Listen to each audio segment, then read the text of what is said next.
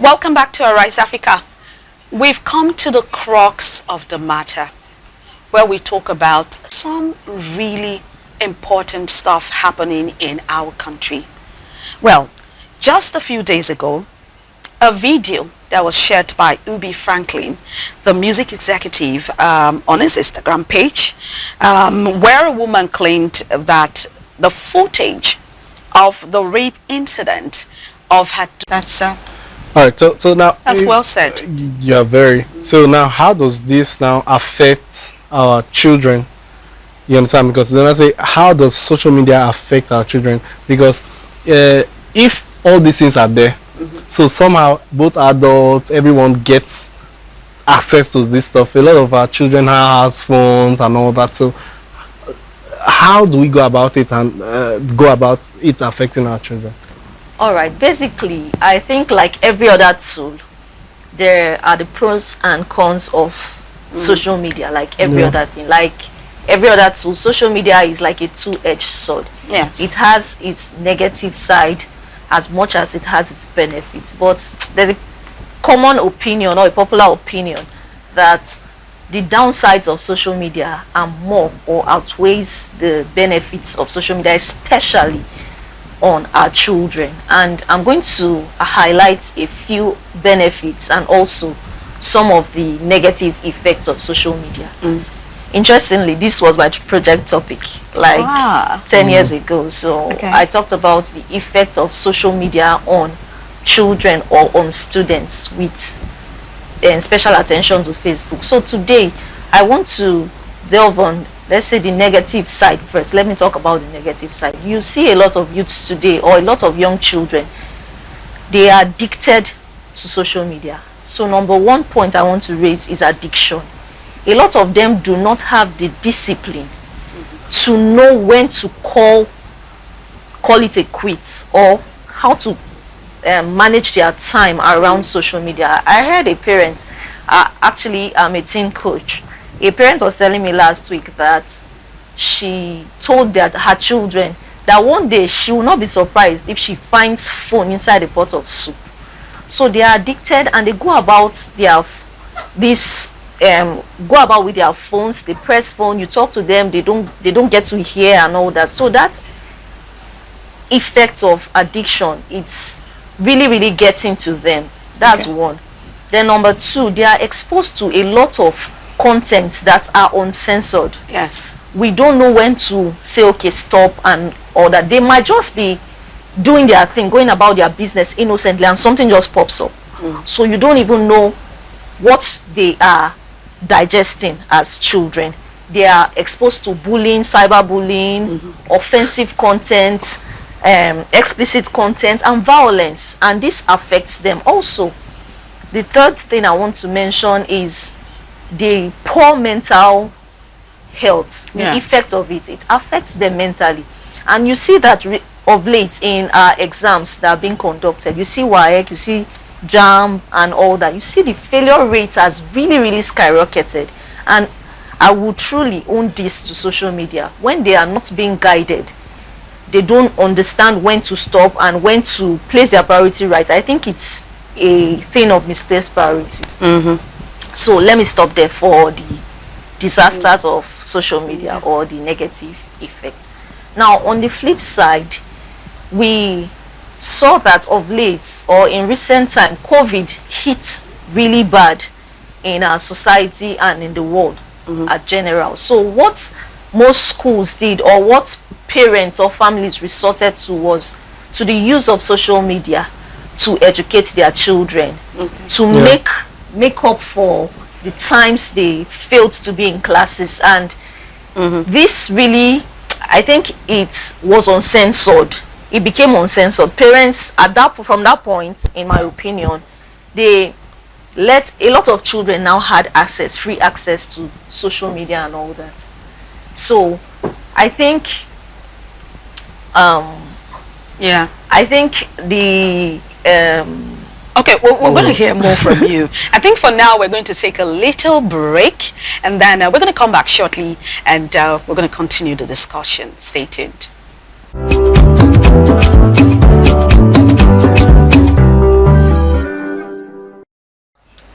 welcome back to Arise Africa. Before the break, we were talking about, we started a conversation on the impact of social media on children, and we've treated what it means, what social media is all about, and how it affects our children. I think we're talking about the positives with regard to how it affects our children. So let's go further, looking at these things, the positives and the negatives. Would you say that children should be allowed to use social media? I would say yes and no, for two reasons, going by the pros and the cons. Now, it depends on what the use for the social media is. Now, we have different platforms, we have different applications used by children or that can be used. I would say yes if it has to be defined, if it has to be censored, if it has to be monitored by maybe parental control or by an adult. Yes. But no if it has to be general, internet in general, because they have unlimited access to information. So I would say no to that. Okay. All right. One. Now, I want us to actually look at what happened. The issue. I don't know. Some persons saw the video. Some people did not see the video, but it was crazy and all that. So now, there are a lot of things that are being, let's say, rumors about the issue. It's rape, not rape, and all that.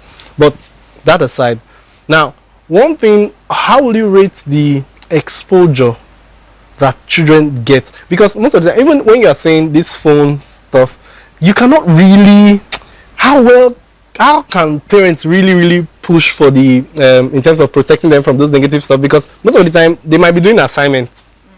It's very funny. A lot of the time I meet my auntie's kids, and while they are working on their stuff, they are watching movie on the other side as well with their system and all those kind of stuff. So how can we really go about this? Because now someone made them understood that, okay, this can be done.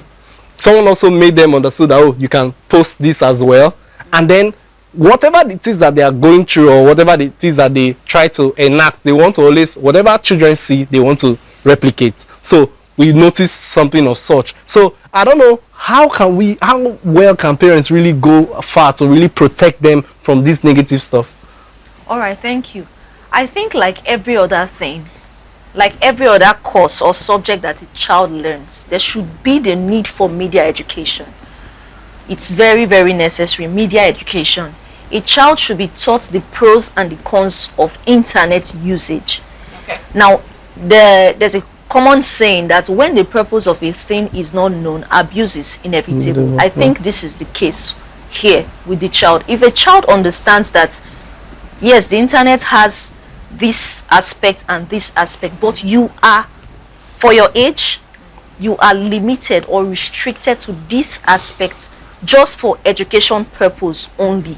You are not meant to be entertained by the internet, because we might not be able to guide or protect you in this aspect as it's unlimited. So if the child understands that you are just meant to be here for education purpose or educational purpose, I think it will help a long way. The truth is that we cannot totally tell what everybody digests, but as a child or as a parent or as an adult in the midst of a child, it is your right, or the child has the right to be protected while he's using the internet. That is if, and if alone, he has to use it or she has to use it. All right. So, would prevention or monitoring be age-related? Because some are advocating that it is that certain age children within some certain age brackets should not even be allowed to use a phone that browses. So you think the monitoring or the prevention should be age-related? Yes, it's most media content or internet content are rated 13 and above. But what happens in the situation whereby a 10-year-old, or like we saw in that, or like we saw in this recent trend, that a 10-year-old, for example, has an assignment that has to be done with the internet.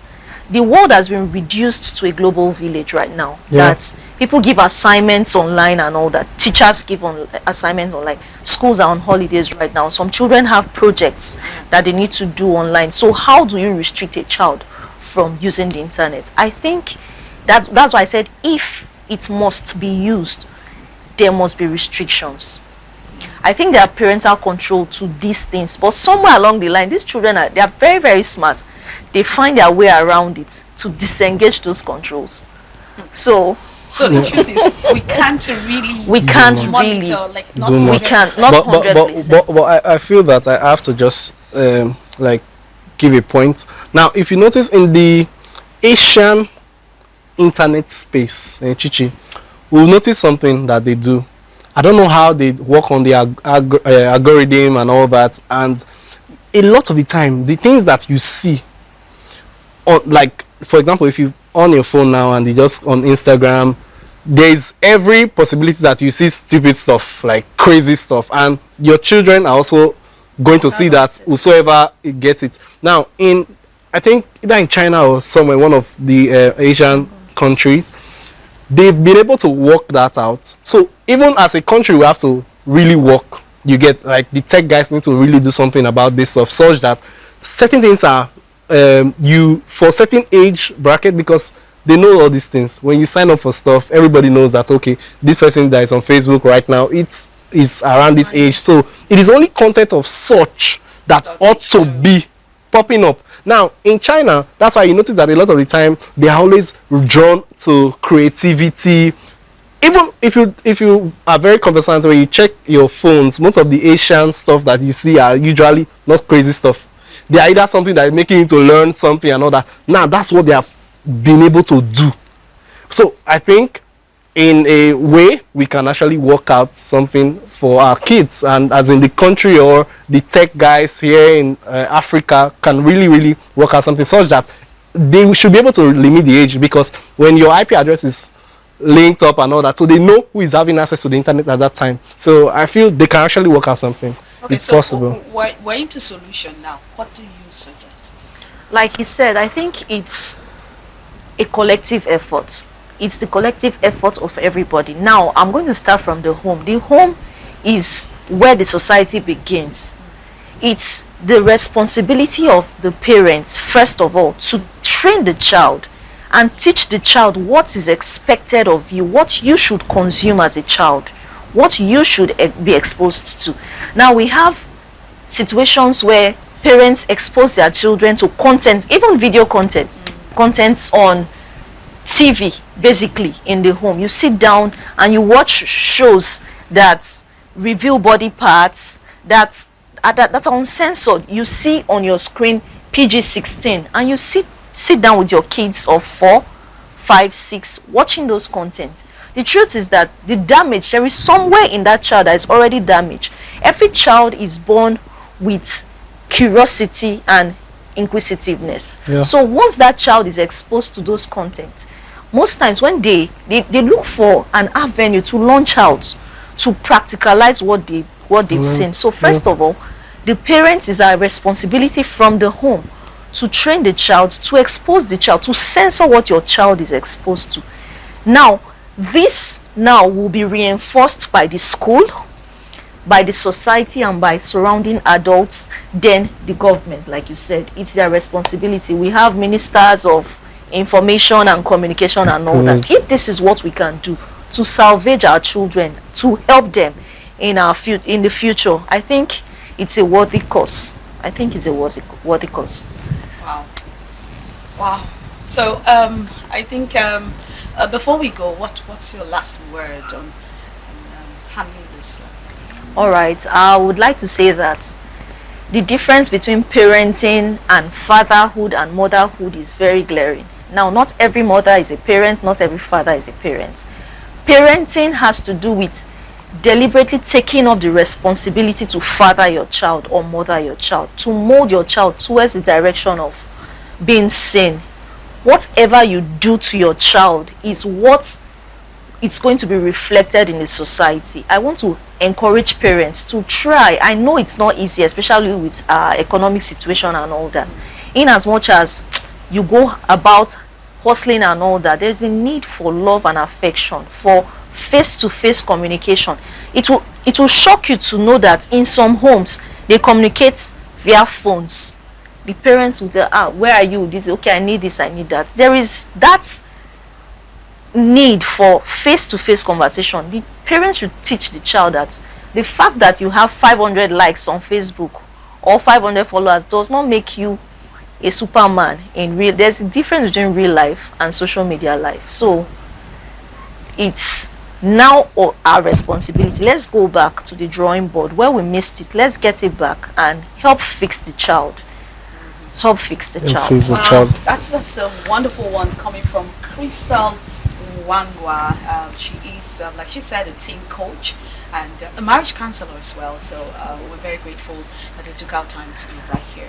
Thank you very much. Thank you very much, ma'am, for the time. And I know that everyone that have watched have actually learned something. And to you too for staying with us up to this time, we say thank you so much. And we'll be back next week. And do not forget to follow us on all our social media platforms, and also know that Arise Africa is open for sponsorship. And this to also tell you guys thank you for wishing me a happy birthday, and to my one and only co-host, Lady Chichi. Thank you very much. I'm going to gist you how we ate all the rice. Okay, yeah. Next week. Don't set me up, oh, Chichi. Chichi, don't set me up. Alright, guys, and that's all we can take for the show. Have a lovely Friday. God bless you. Bye for now.